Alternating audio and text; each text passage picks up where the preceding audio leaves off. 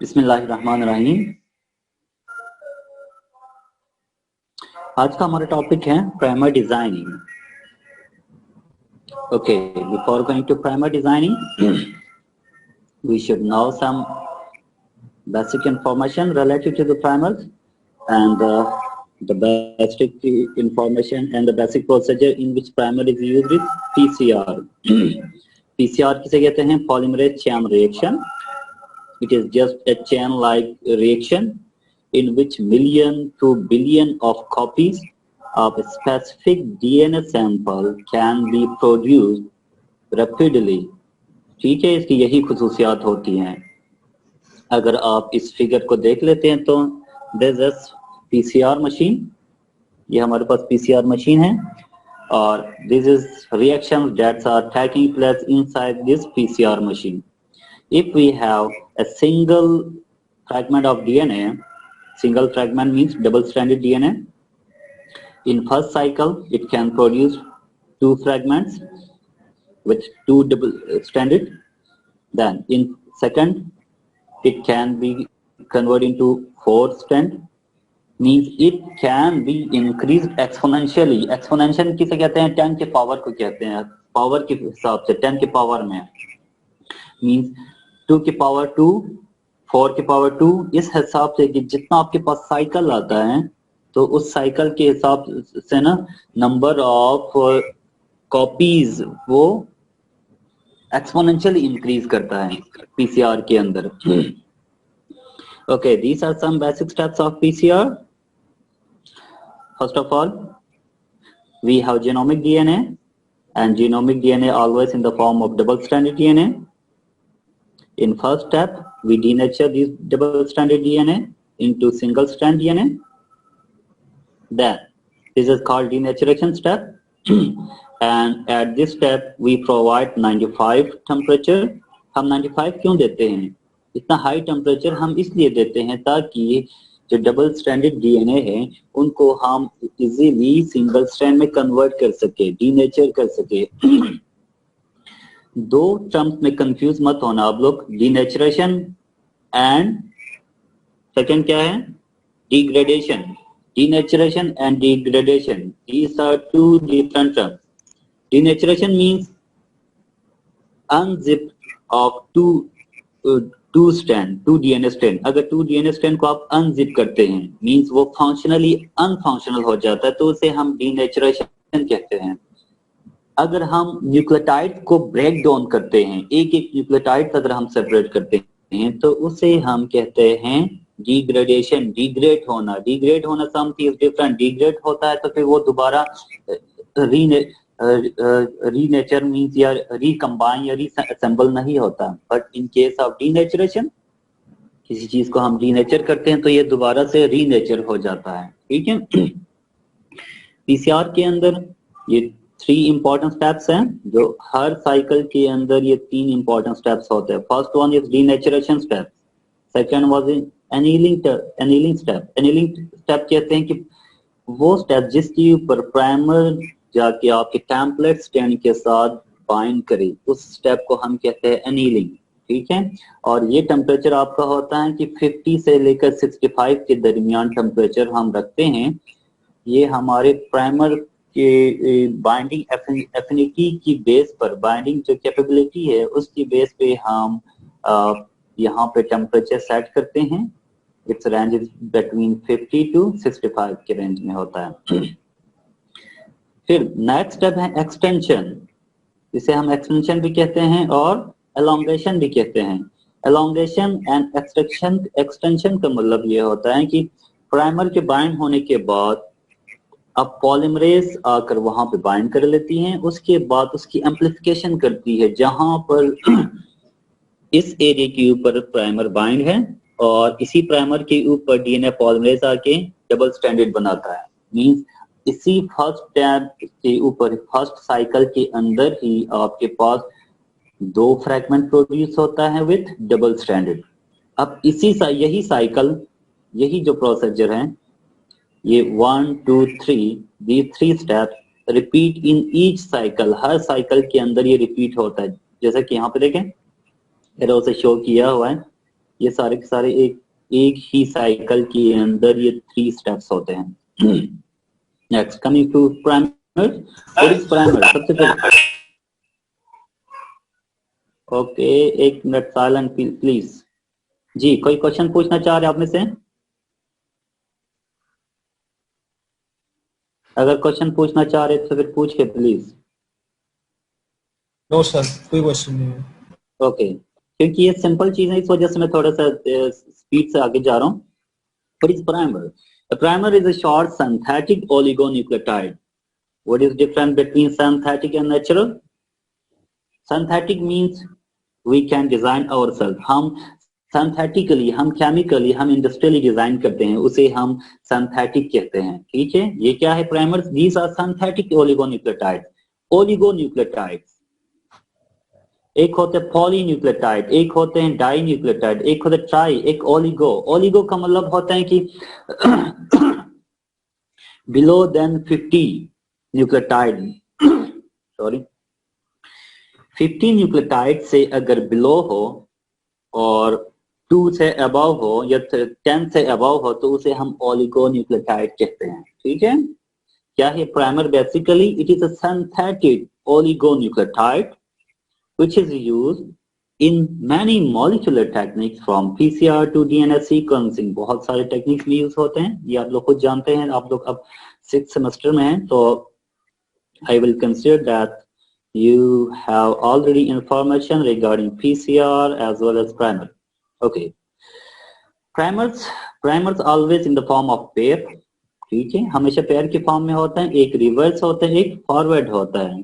अगर आप इस पिक्चर को देखें, this is a primer.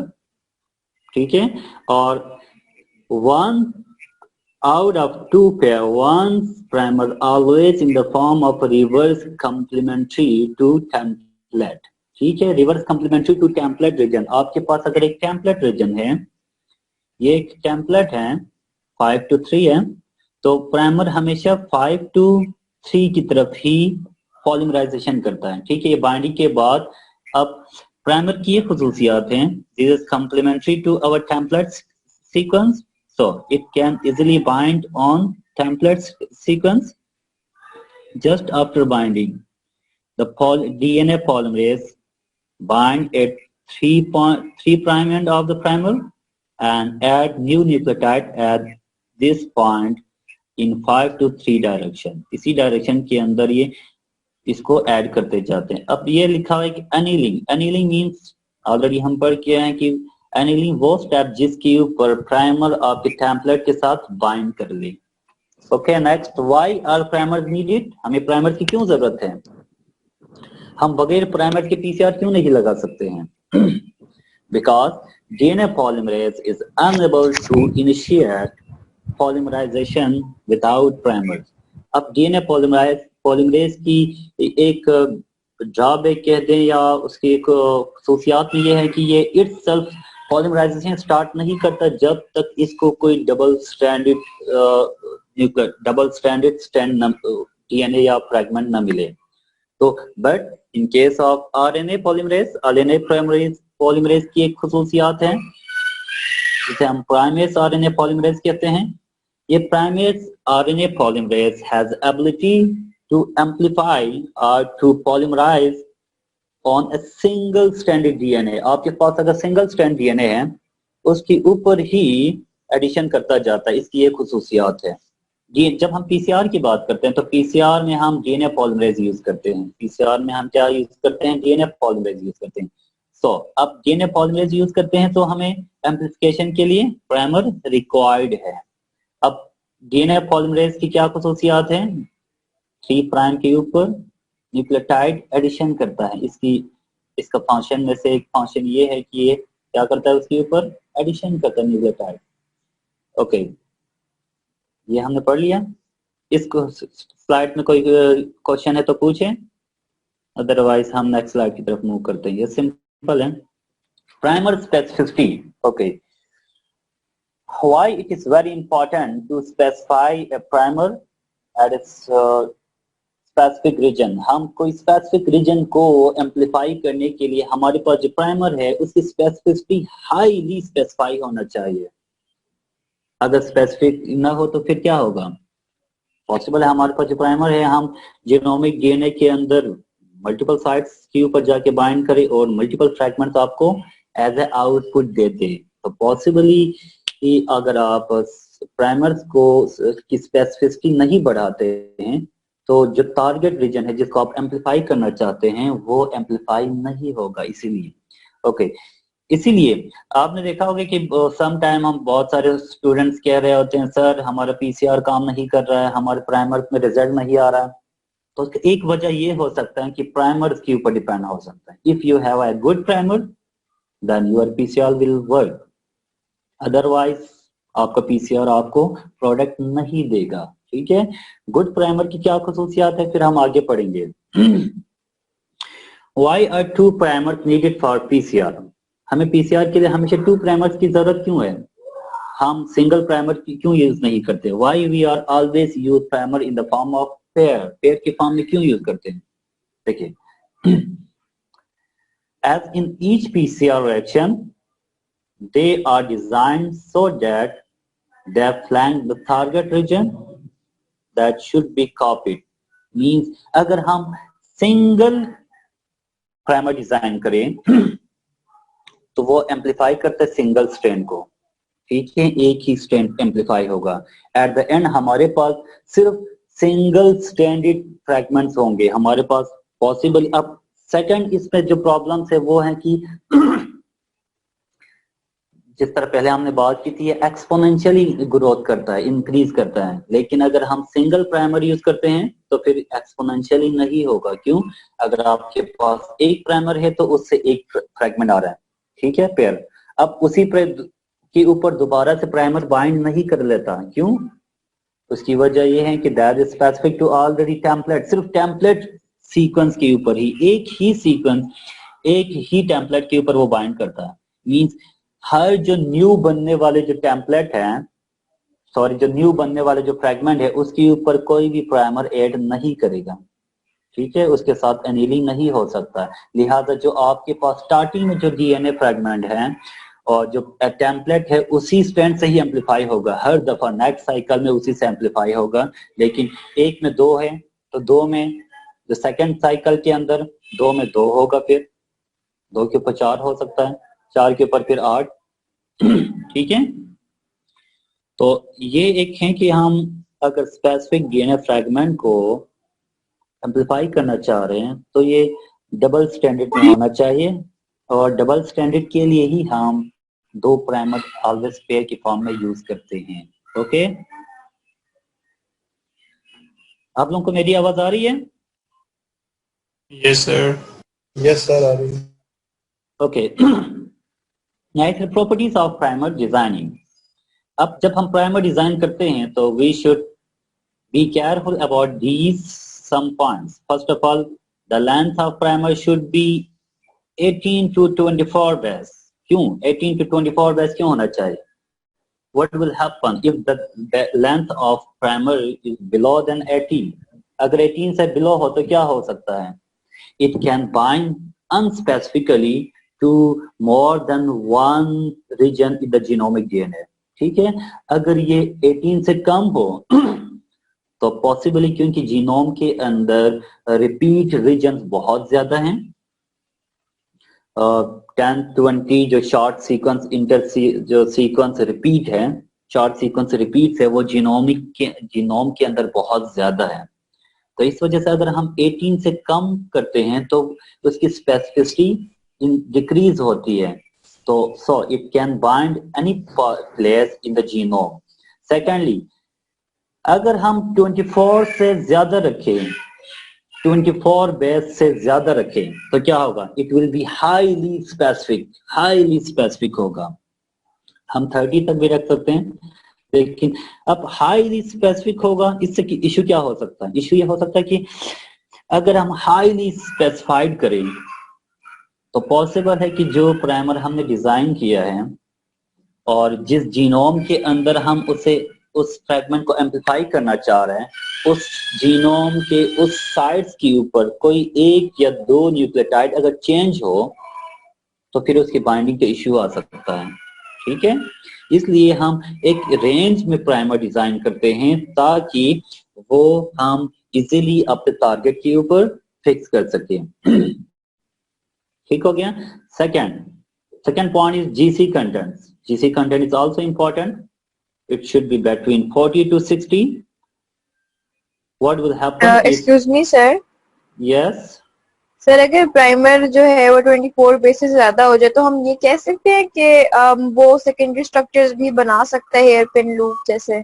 Yes, उसके ऊपर बहुत सारे वो हो सकते हैं। इससे आगे हम प्रॉब्लम्स के अंदर पढ़ेंगे कि उसके प्रॉब्लम्स क्या हो सकते हैं। प्रॉब्लम्स में भी हेयर लूप्स हो सकता है, आपस में डाइमर्स का इश्यूज बन जाता है। ठीक है, ये भी उसके प्रॉब्लम्स के अंदर आ जाता है।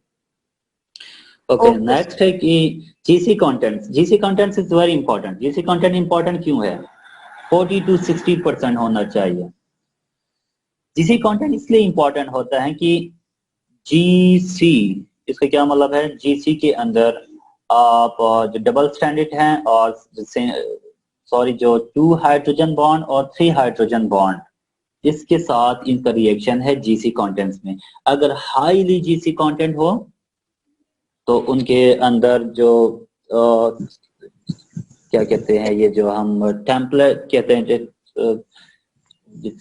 सीक्वेंस है, वो हाईली मोस्ट स्ट्रांगली उसके साथ कंबाइन करेगा आपकी टेम्पलेट के साथ। ठीक है, अगर जीसी कंटेंट अगर ज्यादा हो तो बहुत स्ट्रांगली उसके साथ अटैच करता है।